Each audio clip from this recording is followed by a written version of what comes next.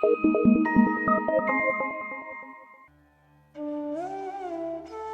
सभी लोगों को राम राम। कदम दर कदम चलो ऐसे कि निशान बन जाए। कदम दर कदम चलो ऐसे कि निशान बन जाए। काम करो ऐसा कि पहचान। जिंदगी तो सभी काट लेते हैं मगर जिंदगी तो सभी काट लेते हैं मगर जिंदगी ऐसे जियो कि पहचान बन जाए। आप सभी लोगों को Ram Ram. Policy road research foundation के इस राष्ट्र संवाद श्रृंखला में जिसके माध्यम से मैं आकाश पांडे आप सभी लोगों के सामने उपस्थित हूँ। कोविड-19 के इस वैश्विक महामारी के दौर में पॉलिसी रोड रिसर्च फाउंडेशन के तरफ से जो इस प्रकार के बौद्धिक कार्यक्रमों का आयोजन किया जा रहा है, इसके लिए मैं पूरी कमेटी को और पूरी टीम को मैं ढेर सारी शुभकामनाएं देता हूँ। खासकर संस्था के जो संस्थापक हैं श्री संदीप चौरसिया जी, जो मेरे बड़े प्रिय मित्र भी हैं, जिनसे मेरे काफ़ी वर्षों से बड़े आत्मीय संबंध भी है। मैं ऐसे संदीप चौरसिया जी को भी बहुत बहुत धन्यवाद देता हूँ, जिन्होंने कार्यक्रमों के माध्यम से समाज के जन जन को एक सूत्र में पिरोने का कार्य किया है। आज का कि आप सभी लोग अवगत हैं, धन्यवाद से निर्विवाद तक की यात्रा। कि धन्यवाद क्या है? धन्यवाद मात्र एक शब्दों का समूह है या हमारी कृतज्ञता को दर्शाता है?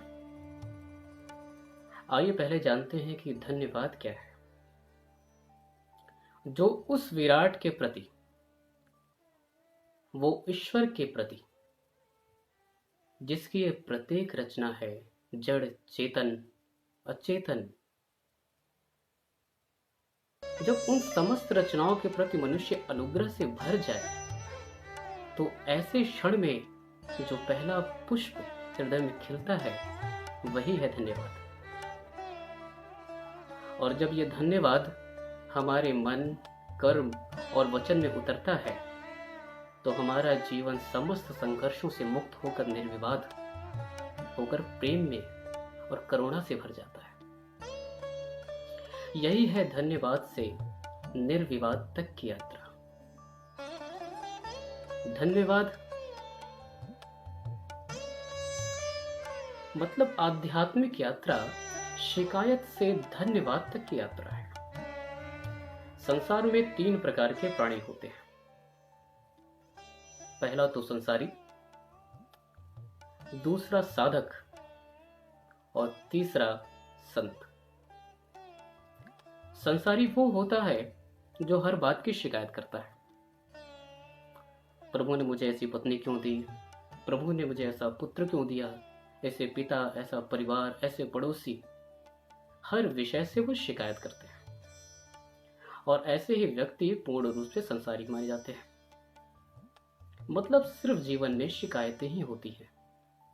अपने से, स्वयं से, ईश्वर से हमेशा वो शिकायतें करते रहते हैं। दूसरा होता है साधक। साधक भी शिकायतें करता है, लेकिन थोड़ी बहुत शिकायत, लेकिन उसके और भी जीवन में धन्यवाद भरा होता है। संत जो तीसरी श्रेणी है समाज की, वो सिर्फ धन्यवाद से भरा रहता है। उसके पूरे जीवन में सिर्फ धन्यवाद ही होता है।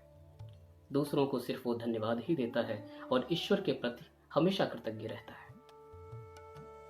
और ये धन्यवाद ऐसा नहीं कि हम मनुष्यों के द्वारा ही स्थापित किया गया एक प्रक्रिया है।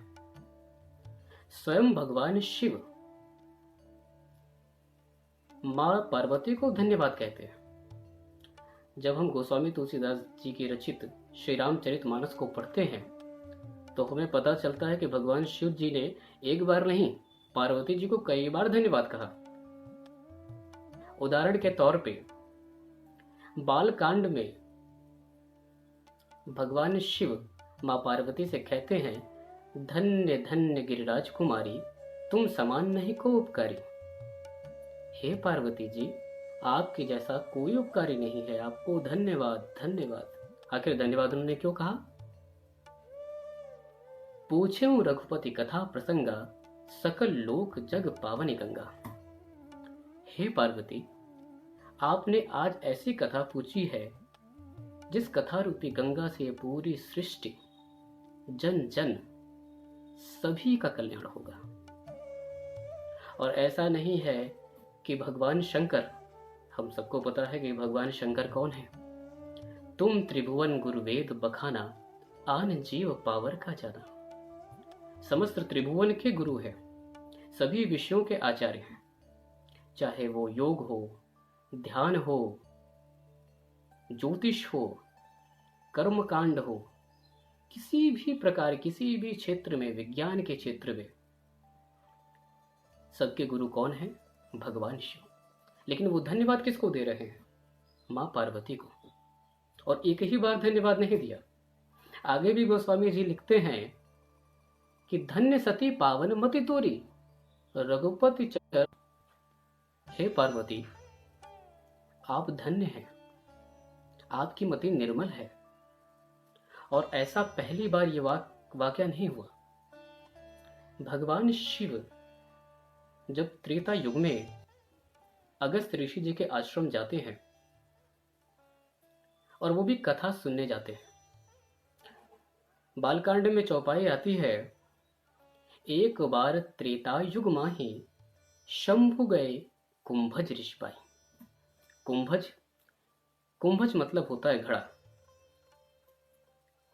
और ये घड़ा क्यों पड़ा नाम? अगस्त ऋषि का कुंभज नाम क्यों पड़ा? आपने लोकोक्ति सुनी होगी, गागर में सागर। ये गागर में सागर लोकोक्ति कहां से? ये गागर में सागर की जो लोकोक्ति है वो कुंभज ऋषि से ही है, अगस्त ऋषि से। आप सभी को पता होगा, उन्होंने समुद्र को पिया था, मतलब समुद्र को समाहित कर लिया था अपने घड़े में, इसलिए वो कुंभज ऋषि कहलाए। भगवान शिव जो कि कैलाशवासी हैं, वो कैलाश से अगस्त जी के पास कथा सुनने के लिए आते हैं। अगस्त जी का आश्रम तमिलनाडु तंजौर नाम एक जिला है, जहां पर अगस्तम पल्ली नाम का है, वहीं पर उनका आश्रम है। से दक्षिण भारत तमिलनाडु भगवान शिव मां सती के साथ कथा सुनने आते हैं। क्यों आते हैं? भी पढ़ा होगा, केदारनाथ भी पढ़ा होगा, हरिद्वार भी पढ़ा होगा, मथुरा पढ़ा होगा, वृंदावन पढ़ा होगा, स्वयं तीर्थराज प्रयाग, और काशी की बात ही क्या कहनी। काशी तो भगवान की नासिका मानी गई है। लेकिन काशी अयोध्या सभी को त्याग करके भगवान शिव कहाँ आते हैं? तंजौर। किसके पास? अगस्त ऋषि के पास। क्यों? आखिर कारण क्या है वहां आने का? भगवान शिव ये बहुत अच्छी तरीके से जानते हैं कि जो शिकायत चित्त से दूर है, जिसके जीवन में सिर्फ धन्यवाद ही भरा हुआ है, और धन्यवाद भर जाने के कारण वो प्रेम का ही रूप हो चुका है। कथा भी उसी पात्र से सुननी चाहिए जो सुपात्र हो, जो उस कथा को सुना सके। मतलब आज एक बड़ा छोटे के पास जा रहा है, शिव बड़े हैं लेकिन वो के पास जा रहे हैं। कारण क्या है? कारण यही है कि जो पुष्प खिलाए वो धन्यवाद के पुष्प आज भगवान शिव को यहां तक खींच लाया। अगस्त ऋषि भगवान शिव को कथा सुनाते हैं। भगवान शिव कथा सुनने के बाद अगस्त जी से कहते हैं, मांगो, क्या मांगना है? भाई आपने कथा सुनाई है, दक्षिणा तो बनती है आपकी। पहले तो काफी हिचकिचाए अगस्त ऋषि, लेकिन जब स्वयं भोलेनाथ कह रहे हैं, बात को कैसे टाला जा सकता है? तो अगस्त ऋषि जी ने भगवान से कहा कि कि ऋषि पूछी हरि भगत सुहाई पाई। कहा, हे भोलेनाथ, अगर देना ही है तो मुझे भगवान की अविरल भक्ति दीजिए। मांगा भी तो क्या मांगा, प्रभु की भक्ति। मतलब ये अब पक्का हो चुका है कि अगस्त्य ऋषि, जिनके अंदर कोई लोभ नहीं है, भगवान शिव ने उनसे कथा सुनकर कोई गलत नहीं किया। मतलब वो वाकई उस चीज के सुपात्र थे और कहीं शंभु अधिकारी पाए। भोलेनाथ ने उन्हें अधिकारी पाया, वो उस सुपात्र थे, इसलिए उन्होंने भगवान की भक्ति उन्हें प्रदान की। सुपात्र बड़ा शब्द है, सुपात्र। आपके घर में जब दूध देने वाला एक दूधिया भी आता है तो आपसे कहता क्या कि बहन जी, भाई साहब या भाभी जी, आप जो बर्तन लेकर आई हैं, क्या यह बर्तन साफ है? इस बर्तन में कुछ गंदगी तो नहीं लगी है, कुछ खट्टा तो नहीं लगा हुआ है? क्योंकि अगर मैं दूध डालूंगा, नहीं है। एक दूधिया भी जब दूध देने से पहले आपसे उस पात्र के बारे में, उस भाई के बारे में पूछता है, उसकी पात्रता देखता है, तो भला ईश्वर अपना वरदान, अपनी कृपा ऐसे ही किसी पात्र में डाल देगा? वो भी तो सुपात्र ही देखेगा। आपके मन, वचन और कर्म में जब उतरता है तो हमारा पूरा जीवन संघर्ष से मुक्त हो जाता है। शिकायत चित्त से जो जितना दूर होगा उतना ही परमात्मा के करीब होगा, और धन्यवाद हमें सदैव परमात्मा के करीब ले जाता है। शिव मंगल सिंह सुमन जी की मुझे याद आ रही है। जीवन अस्थिर अनजाने ही हो जाता पथ पर मेल कहीं, सीमित पगडग लंबी मंजिल तय कर लेना कुछ। दाएं बाएं सुख दुख चलते, सम्मुख चलता पथ का प्रमाद, जिससे पथ पर स्नेह मिला, उस राही का धन्यवाद।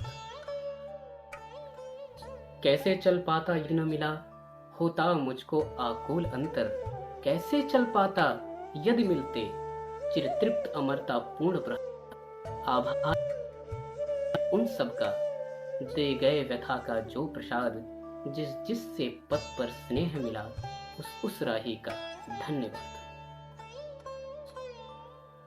जब हम अस्तित्व के प्रति धन्यवाद से भर जाते हैं तो जीवन में एक विशेष प्रकार की सुगंध बहने लगती है। मैं तो यहां तक कहता हूं कि ये प्रेम रूपी जो पुष्प है उसका पराग है धन्यवाद। आपको इसी क्रम में एक छोटी सी कहानी सुनाना चाहता हूं जो मुझे याद आ गई। कहानी भी आज के समय में बिल्कुल ही प्रासंगिक है। एक बार एक कस्बे में बाढ़ आ गई और बाढ़ इतनी भयंकर थी कि वहां के जितने भी जन समुदाय थे सभी वहां से पलायन करने लगे। सभी लोग जब वहां से जाने लगे तो उसमें से एक व्यक्ति वहीं रुक गया। लोगों ने कहा, चलते क्यों नहीं हो, बाढ़ आ रही है, डूब जाओगे, मर जाओगे। तो उसने कहा कि मुझे ईश्वर पे बहुत आस्था है, मुझे पता है कि मेरा ईश्वर मुझे बचा लेगा, मैं यहां से नहीं जाने वाला हूं, आप सभी लोग जाओ। लोगों ने बहुत समझाने का प्रयास किया, लेकिन उसने सुना नहीं। लोग चले गए। वो बैठा रहा बस इसी उम्मीद से कि भगवान आएंगे और मुझे बचाएंगे। कुछ एक दरवाजे पर एक घोड़ा आकर खड़ा हो गया, जो कि कोई पालतू घोड़ा था और लगभग घुटने तक पानी आ चुका था। पर उसने उस घोड़े पर बैठकर वहां से उसने कहा, नहीं, मुझे ईश्वर बचा लेगा, मुझे इस घोड़े की आवश्यकता नहीं है। 2 दिन और भी थे और जल स्तर कुछ ज्यादा ही बढ़ गया था। अब उसके दरवाजे से ला चुका था। तभी उसने देखा कि एक नाव उसके दीवार के बराबर में आके लग गई। वो चाहता तो उस नाव में बैठकर पार हो जाता, लेकिन वो ऐसा नहीं किया। वो अभी भी ये कि ईश्वर आएंगे और मुझे बचाएंगे मेरे, उसने उस नाव को भी नहीं पकड़ा। 3 दिन बाद जब जल स्तर इतना बढ़ गया कि अब उसे छत पर जाकर बैठना पड़ गया, तभी एक घटना हुई कि एक विमान उधर से गुजर रहा था। उसकी नजर पड़ी उस व्यक्ति पर और उसने ऊपर से आवाज दी कि आ जाओ, मैं तुम्हें बचा लूं। लेकिन वो व्यक्ति साफ साफ मना कर दिया, नहीं, मुझे नहीं आना, मुझे आपकी मदद की आवश्यकता नहीं है, मुझे ईश्वर बचा लेगा। तो विमान चला गया।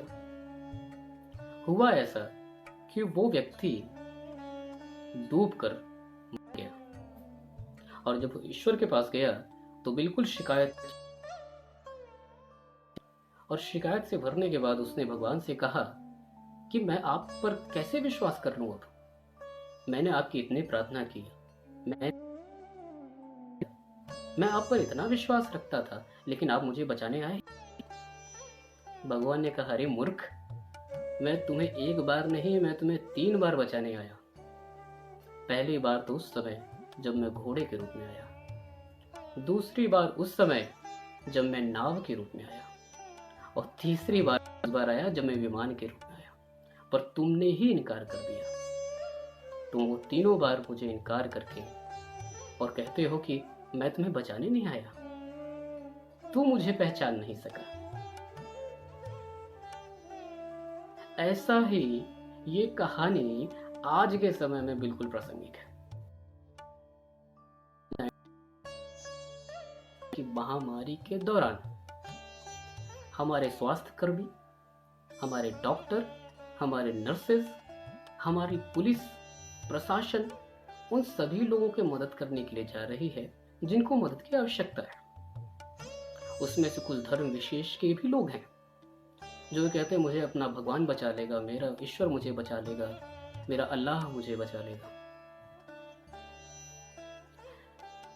ईश्वर न करे अगर उनको कुछ हो जाता है, कल के वो मरते हैं और वही जाकर ईश्वर के पास पहुंचेंगे और ईश्वर से शिकायत करेंगे, आपने मुझे बचाया क्यों नहीं, मुझे अल्लाह पर पूरा भरोसा था, ईश्वर पर पूरा भरोसा था, भगवान पर पूरा भरोसा था। तो भगवान भी यही करेगा, अरे मूर्ख, मैं पैरामेडिकल स्टाफ के रूप में, डॉक्टर के रूप में, नर्स के रूप में, पुलिस के रूप में तेरे पास तो आया था, पर तूने मुझे लाठी मारी, तूने मुझे दौड़ा दौड़ा कर पीटा, गालियां दी, भद्दे व्यवहार किए मेरे साथ। मैं तो तेरी सहायता के लिए पहुंचा था, पर तुम्हारे अंदर मेरे प्रति कभी कोई धन्यवाद रहा ही नहीं। जो विराट अस्तित्व में उसको देखता है, कण कण में उसको परमात्मा दिखता है, परमात्मा ही उसकी कण कण के रूप में आकर उसकी सहायता करता है। हम उसके प्रति धन्यवाद से भरें तो सही, फिर देखिए कैसे नहीं प्रेम के पुष्प खिलते हैं। 2 प्रकार का जीवन होता है, एक भौतिक जीवन, एक आध्यात्मिक जीवन। और मजे की बात है, ये धन्यवाद हमारे भौतिक आध्यात्मिक जीवन में। और वास्तव में अगर हम हर एक चीज के प्रति धन्यवाद से भर जाते हैं तो यकीन मानिए, हमारा आज का जीवन, व्यवसायिक जीवन या आध्यात्मिक जीवन, किसी प्रकार भी, किसी भी फील्ड में अगर हमें, तो हम हमेशा वहां पर निर्विवाद ही आगे बढ़ते रहते हैं। जीवन में विवाद और संघर्ष पूरी तरह से खत्म हो जाता है। प्रति हमें कृतज्ञ हमेशा रहना चाहिए। देश हमें देता है सब कुछ, हम भी तो कुछ देना सीखें। हम दे क्या सकते? मान लीजिए हमारे पास धन नहीं है, बल नहीं है, कम से कम ईश्वर ने हमें धन्यवाद तो कहने के लिए हमें बनाया तो है, हम उनका धन्यवाद तो ही कर सकते हैं। जो समग्र में परमात्मा को देखता है, वास्तव में वही धार्मिक है। जो समग्र देखता है वही धार्मिक है, और जो सभी के प्रति मन में धन्यवाद रखता है, वास्तव में वही धर्मात्मा है। ऐसे धर्मात्मा बनिए आप। विवाद से निर्विवाद तक लेकर जाइए। बचपन में मैं एक भजन मुझे बहुत प्रिय है। इस भजन के माध्यम से मैं अपने आज के वक्तव्य को समाप्त करूंगा। बचपन में वो भजन मुझे याद है, उसकी एक अंतरा कि जिंदगी की डोर सौंप हाथ दीनानाथ के, महलों में रखे चाहे झोपड़ी में वास दे। धन्यवाद निर्विवाद राम राम कहिए, जाहे विधि राखे राम ताहे विधि रहे। सीता।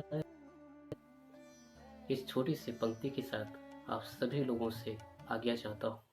जय जय सीताराम।